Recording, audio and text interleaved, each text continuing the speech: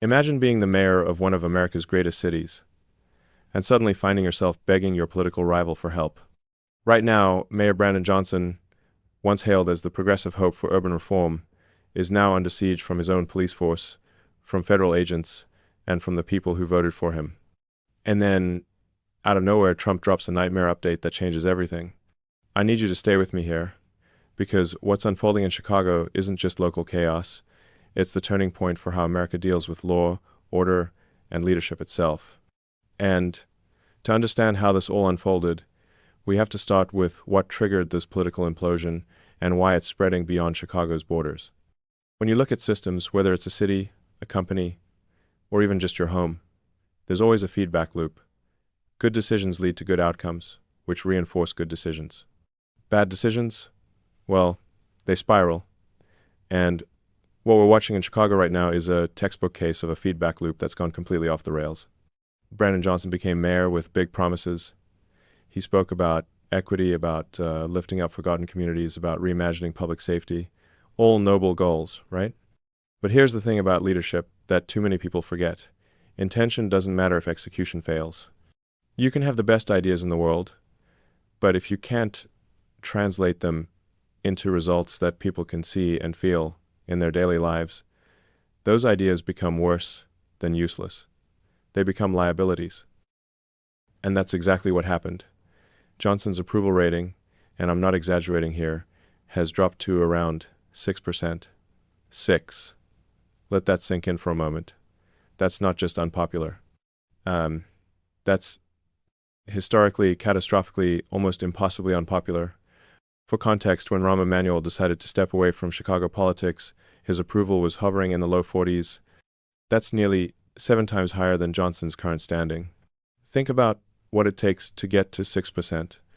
That means almost no one, not your political allies, not the community leaders who championed you, not even the staffers who work for you believes you're doing a good job anymore.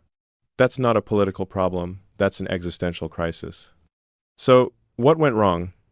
Well, it started with decisions that looked good on paper, but collapsed under the weight of reality. Johnson championed what he called sanctuary city policies, essentially, making Chicago a safe haven for people who entered the country illegally. Now, immigration is a complicated topic, and reasonable people disagree about the best approach. But here's where theory met reality in the worst possible way. The city started spending massive amounts of taxpayer money. We're talking well into the hundreds of millions of dollars on services for people who weren't legal residents. Meanwhile, neighborhoods that had been struggling for decades, mostly Black and Hispanic communities that voted for Johnson, saw those resources flowing away from them. Housing that could have gone to local families went to new arrivals. Schools that needed support got stretched even thinner. And the people who had been waiting for help, they got frustration. Imagine you've lived in a neighborhood your whole life. You've paid taxes, you followed the rules, you've waited patiently for your city to invest in your schools, your streets, your safety.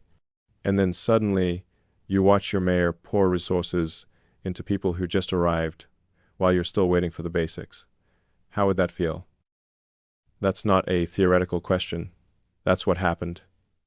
And the backlash wasn't from some fringe group. It came from the very communities Johnson claimed to represent. Town halls turned heated. Protests erupted. People who had voted for him started wearing anybody but Brandon t-shirts. This wasn't a right-wing conspiracy. This was betrayal felt by everyday people who thought they'd elected someone who would fight for them. But political discontent, as painful as it is, usually stays in the realm of elections and public opinion. What happened next pushed this situation into entirely new territory. Chicago has always been a tough city. It's got a reputation for crime, yes, but also for resilience, for strong communities, for people who look out for each other. But over the past couple of years, something changed. Violent crime, particularly tied to organized gangs from outside the country, started to escalate in ways that shocked even longtime residents. You've probably heard of MS-13, the gang that terrorized parts of the East Coast and Southwest. Well, there's a newer player that's just as dangerous, Trenda Aragua. It's a Venezuelan gang that's been spreading across the United States as migration from South America increased, and they're not subtle. We're talking about gang members who take over entire apartment buildings, intimidate residents, extort money, and turn neighborhoods into war zones. This wasn't some abstract threat. This was happening in real time in Chicago's South Side in predominantly black neighborhoods, where families were literally afraid to leave their homes. Residents called the police. They called the mayor's office. They posted videos online showing gang members openly loitering outside their buildings, harassing anyone who walked by. And what did Mayor Johnson do? He downplayed it. He said the reports were exaggerated. He accused people of racism for even suggesting that newly arrived migrants could be involved in crime. In other words, he chose ideology over reality. He chose protecting his political image over protecting the people who needed his help. That's when the federal government got involved. Now here's where things get really interesting, because what happened next wasn't just a local story anymore. It became a national flashpoint about the very nature of law and order in America. Federal immigration enforcement, known as ICE, started conducting operations in Chicago. Their job is to enforce federal immigration law, which means finding and deporting people who are in the country illegally, especially those who've committed crimes. On one particular night, ICE agents were conducting a raid in an area known to be controlled by gang members. And as they were working, something unprecedented happened. Protesters surrounded them. Not just a few people. We're talking about crowds who physically blocked their vehicles, shouted threats, and tried to prevent them from doing their job. Now, in any normal situation, local police would step in. First responders help first responders, right? That's the code. If a firefighter calls for backup, you send backup. If a paramedic is in danger, you protect them. If federal agents are surrounded by a hostile crowd, local police show up to keep the peace. But that's not what happened. Chicago's chief of patrol, one of the highest-ranking officers in the police department, issued what's called a stand-down order. Essentially, he told Chicago police officers not to respond when ICE called for help. Can you imagine that? Federal officers surrounded, potentially in danger, and the local police department says, "Not our problem." The National Fraternal Order of Police, which represents officers across the country, called this one of the most shocking and disgusting acts they'd ever witnessed. And they weren't exaggerating. The entire foundation of law enforcement is mutual support. You might disagree with a policy, you might not like a particular agency, but when officers are in danger, you respond. Always. Except this time, politics overrode duty. Mayor Johnson had made it clear he didn't want Chicago police cooperating with federal immigration enforcement. He'd signed an executive order creating what he called ICE-free zones, areas of the city where federal agents supposedly couldn't operate without local permission. Of course, that's not how federal law works. The Supremacy Clause of the Constitution makes federal law superior to state and local law. A mayor can't just declare parts of his city off-limits to federal authorities any more than he can declare them exempt from paying federal taxes. But Johnson tried anyway, and his police chief, whether out of loyalty or political pressure, went along with it. That decision changed everything. When word got out that Chicago police had refused to help federal agents, the reaction was swift and severe. Police unions across the country condemned it. Legal experts called it unconstitutional. And, perhaps most importantly, President Trump saw it as an act of open defiance that couldn't be tolerated. Now, love him or hate him, Trump is not someone who backs down when challenged. And what happened next was his version of drawing a line in the sand, not just for Chicago, but for every sanctuary city in America. In a public statement that caught even his own advisors off guard, Trump called for Mayor Johnson and Illinois Governor J.B. Pritzker to be arrested. Not fined, not reprimanded, arrested. The charge? Willfully failing to protect federal agents in the line of duty. Now, whether that's legally viable is a question for courts to sort out. But the political message was crystal clear. If you're a local official who thinks you can obstruct federal law enforcement, you're not just going to face criticism, you're going to face consequences. And Trump didn't stop with words. Within hours, he authorized federal raids across Chicago on a scale the city hadn't seen in decades. He deployed units of the Texas National Guard, yes, from another state, to assist ICE operations. He sent Black Hawk helicopters to support tactical teams. And he made it clear that Chicago's permission was neither requested nor required. Over the next 2 days, Federal agents arrested more than 1,000 people. Among them were dozens of members of Tren de Aragua, including key leaders who'd been operating openly in neighborhoods for months. Entire apartment complexes that had been effectively controlled by gang members were cleared out. Residents who'd been living in fear watched as the people who'd been terrorizing them were led away in handcuffs. And you know what happened? Many of those residents applauded, they cheered, they posted videos online thanking the federal agents, because despite all the political rhetoric about authoritarianism and overreach, what they saw was simple. For the first time in a long time, someone was actually doing something to make their neighborhood safer. This is where it gets really uncomfortable for Mayor Johnson, because while the people he claimed to represent were celebrating, he went on television and called the whole operation racist. He appeared on MSNBC, a network that's usually friendly to Democratic mayors, and proceeded to have what can only be described as a meltdown. He was emotional, defensive, and at times incoherent. He accused Trump of declaring war on poor people. He said the raids were targeting black neighborhoods to intimidate minority communities. He claimed the whole thing was unconstitutional and demanded that it stop immediately. But here's the problem with his argument. The facts didn't support it. The neighborhoods that were raided were indeed predominantly black and Hispanic, but they weren't targeted because of their demographics. They were targeted because that's where the gang activity was concentrated. Federal agents didn't randomly pick addresses out of a hat. They had intelligence, they had complaints from residents, and they had evidence of criminal activity. When the superintendent of Chicago's own police department was asked about this, he had to publicly correct his boss on live television. He explained as politely as he could that federal agents have their own legal authority, that local police can't arrest them, and that the operations were based on legitimate law enforcement priorities. It was an extraordinary moment, the kind of thing that almost never happens in politics. Your own police chief essentially saying, "With all due respect, Mr. Mayor, you're wrong." And that's when it became clear just how isolated Johnson had become. Think about leadership for a moment. Real leadership, not the performance of it. A real leader adapts when the evidence changes. A real leader listens when their own people say there's a problem. A real leader prioritizes outcomes over optics. Mayor Johnson did none of those things. Instead, he doubled down. He kept insisting that the real problem wasn't gang violence or his policy failures. It was Trump. It was racism. It was anything except the decisions he'd made. This is what happens when someone confuses virtue signaling with governance. It's easy to make grand pronouncements about compassion and justice. It's much harder to make sure the streetlights work, the garbage gets picked up, and people feel safe walking to the store.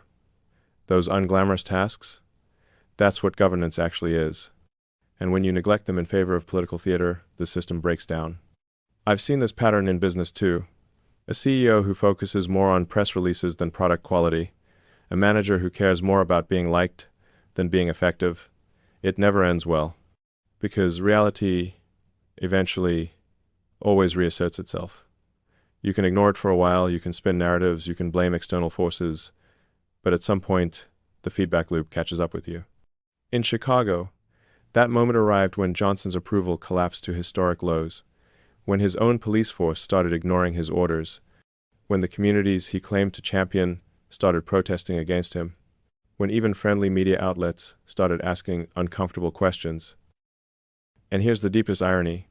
Johnson kept invoking the language of justice and accountability. He said law enforcement needed to be held accountable. He said systems needed to be reformed. He said leaders needed to answer to the people.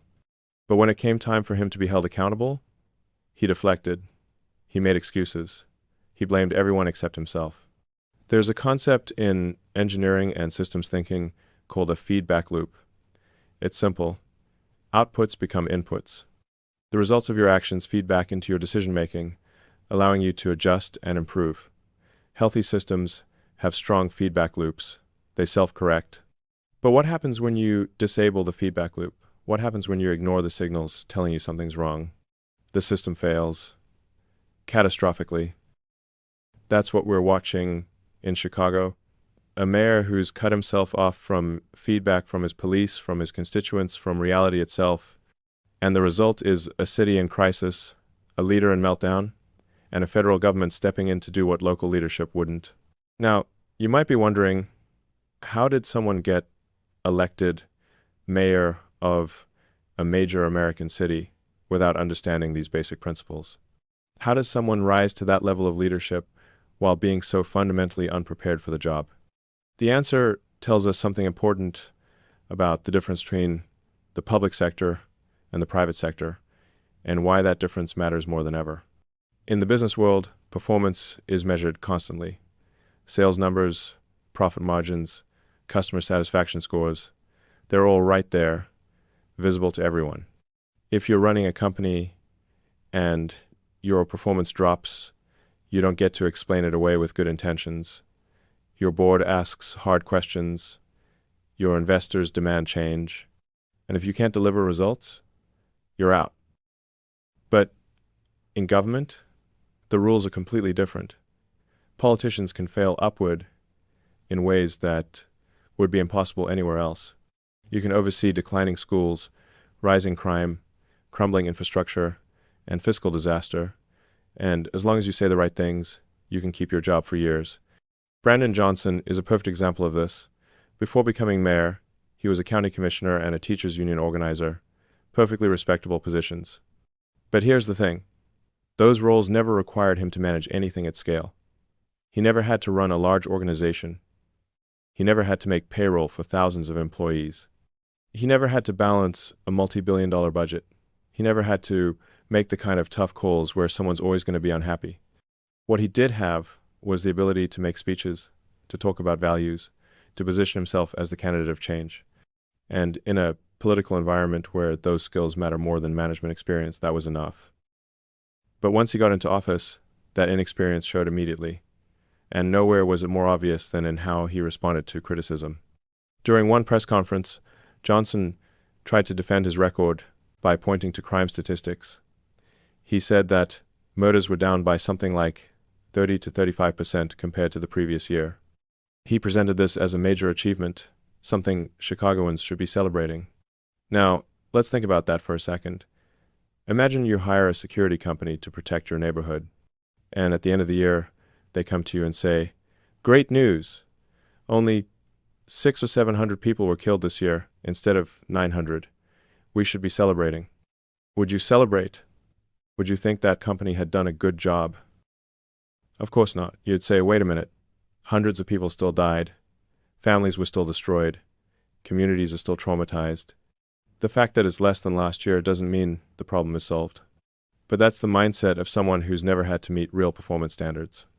In the private sector, if you're in cybersecurity and breaches drop by 35%, you're not getting a bonus, you're getting fired.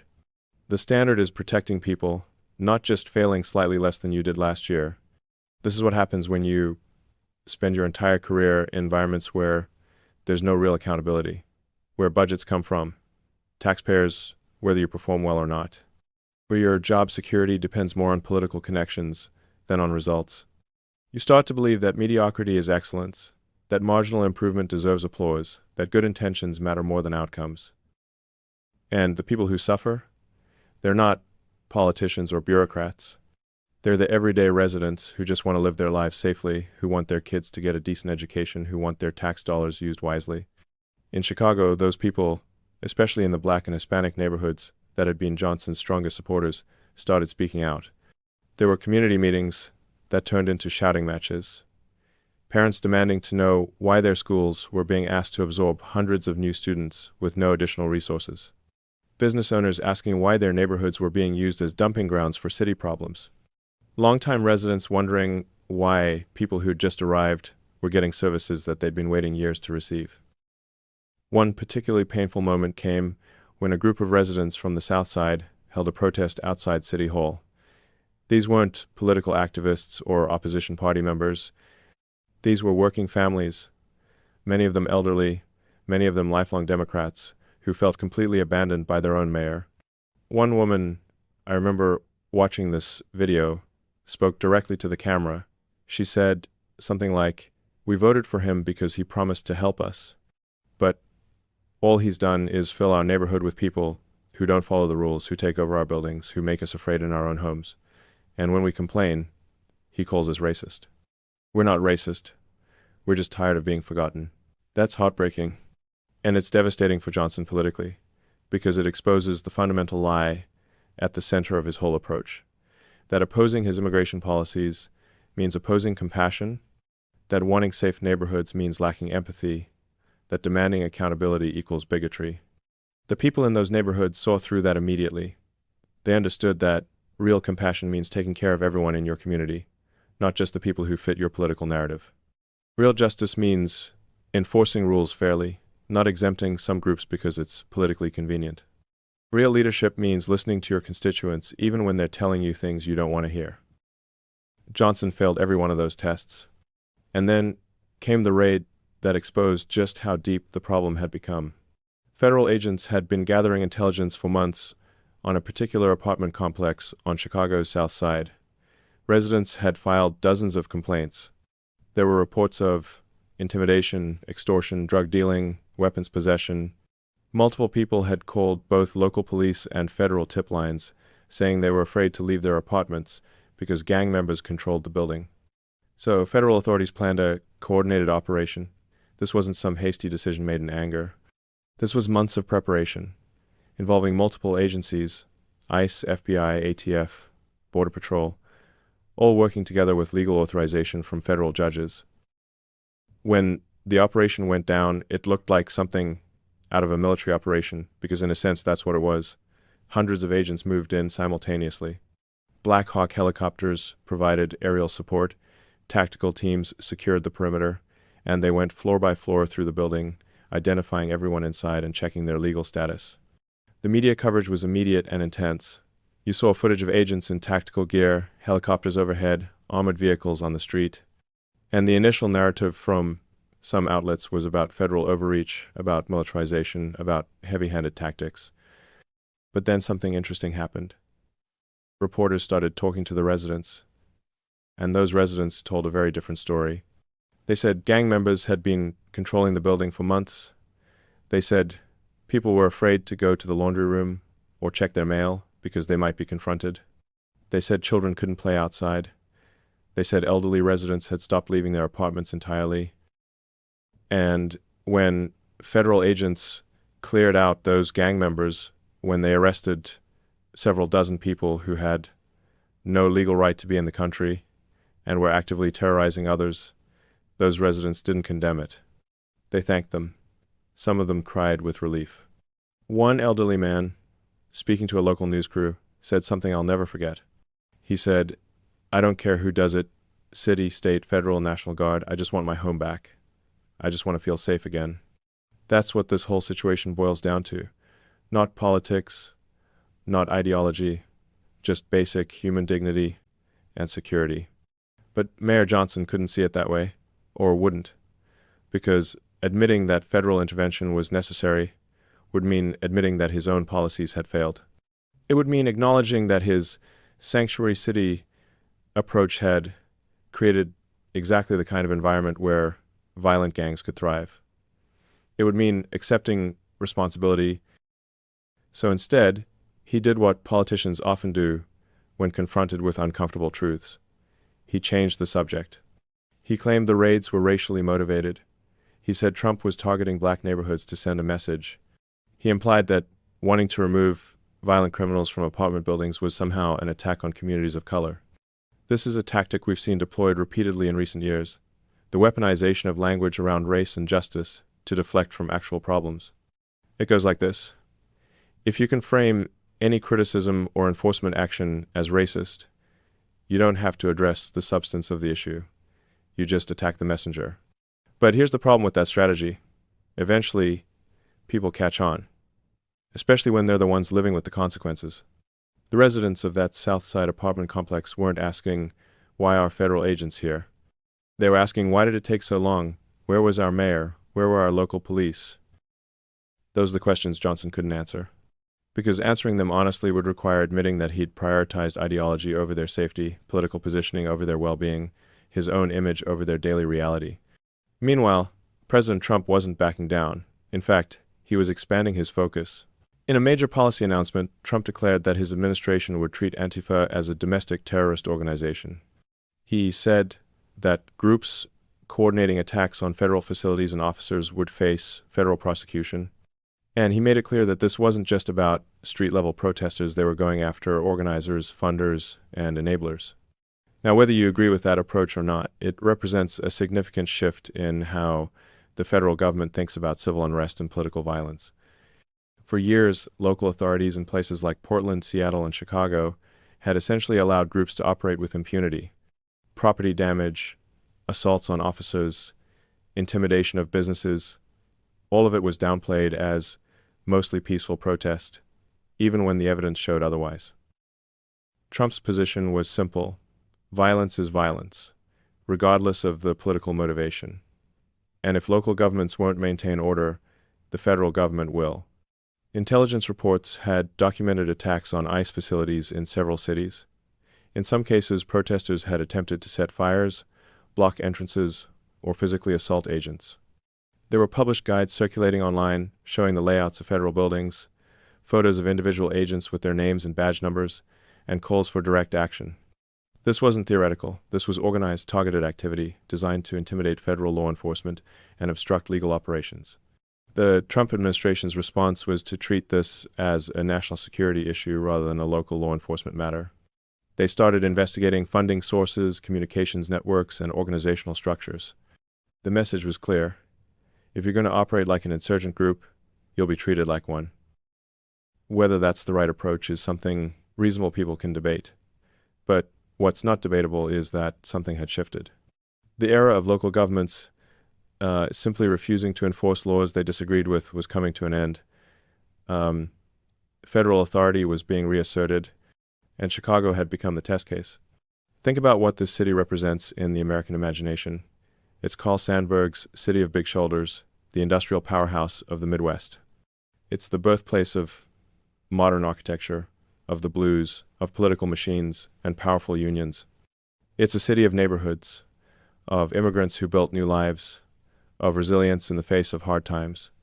But it's also become a symbol of something else: the failure of progressive governance to deliver on its promises. Chicago has been controlled by Democratic mayors for generations. It's implemented virtually every policy that progressive activists advocate for. And yet it struggles with some of the worst violence, failing schools, and fiscal problems in the nation. That's not a political attack, that's just observable reality. And it raises an important question. If these policies haven't worked here, after decades of implementation, why would we expect them to work anywhere else? Mayor Johnson's collapse isn't just a personal failure. It's a test case for a whole approach to governance, one that prioritizes symbolic gestures over practical results, one that values ideological purity over problem solving, one that treats government as a platform for activism rather than a service provider for citizens. And the verdict from Chicago's residents is in: it doesn't work. What's happening now represents a fundamental reset. Federal law is being enforced whether local officials like it or not. Sanctuary city policies are being challenged in court. And, most importantly, residents are demanding that their leaders prioritize their safety and well-being over political posturing. This is what accountability looks like when it finally arrives. It's messy. It's confrontational. It's uncomfortable for everyone involved. But it's necessary. Because here's what I've learned from building companies and solving hard problems. Systems only improve when there's honest feedback. When you can't acknowledge problems, you can't fix them. When you punish truth-telling and reward spin, you create an environment where failure becomes inevitable. Chicago is learning that lesson the hard way, and hopefully other cities are paying attention. The question now is, what comes next? For Mayor Johnson, the outlook is bleak. With approval ratings in the single digits, with his own police force in open rebellion, with federal operations proceeding despite his objections, he's become politically irrelevant. He still has years left in his term, but he's governing in name only. The real decisions about Chicago's future are being made around him, not by him. For Chicago itself, there's opportunity in this crisis. Sometimes things have to break before they can be rebuilt properly. The city has a chance now to rethink its approach, to prioritize what actually works over what sounds good, to demand better from its leaders. And for America, Chicago is a preview of battles that are going to play out in cities across the country. The clash between local resistance and federal authority, the tension between ideological commitments and practical governance, the question of whether results matter more than rhetoric. These aren't easy questions. There are legitimate debates about federalism, about immigration policy, about how much enforcement is too much and how little is too little. Reasonable people will disagree. But here's what shouldn't be controversial. Leaders should be accountable to the people they serve. Policies should be judged by their outcomes, not their intentions. And everyone, regardless of their legal status or political affiliation, deserves to live safely, with dignity, in communities that function. Those are basic standards, and Mayor Johnson failed to meet them. The era of consequence-free failure in politics is ending. Not because Trump is uniquely powerful, or because federal authority is unlimited, but because citizens are demanding it. They're tired of excuses. They're tired of blame shifting. They're tired of leaders who talk endlessly about justice but can't keep their streets safe. So here's what this really means for all of us. Leadership matters. Not the performance of leadership, not the language of leadership, but actual leadership, the kind that makes hard decisions, that adapts to reality, that takes responsibility when things go wrong. Systems need feedback. Whether it's a city, a business, or a family, you have to be able to see problems clearly and respond to them honestly. When you filter everything through ideology or ego, you lose that ability. And results are what count. Not speeches, not promises, not good intentions. Actual, measurable, lived improvements in people's daily lives. Brandon Johnson forgot all of that. Or maybe he never understood it in the first place. Either way, his failure is now a warning to every other leader who might be tempted down the same path. At the end of the day, this isn't about one mayor or one city. It's about the future of American leadership. It's about whether results still matter more than words. It's about whether accountability is real or just something we talk about. If you believe that accountability should matter, that order should come before politics, that citizens deserve leaders who solve problems rather than create them, then stay engaged. Hit the like button, subscribe to the channel, and let me know in the comments. Do you think Trump's crackdown is the wake-up call America needed? What should Chicago do differently? What lessons should other cities learn from this? Your voice matters more than ever because this is just the beginning. The conversation about how we govern ourselves, how we enforce our laws, and what we expect from our leaders is happening right now. And the decisions we make, the leaders we hold accountable, the standards we demand, all of that shapes the country we're leaving for our children and grandchildren. So let's keep talking, let's keep thinking, and let's keep demanding better from the people we trust with power.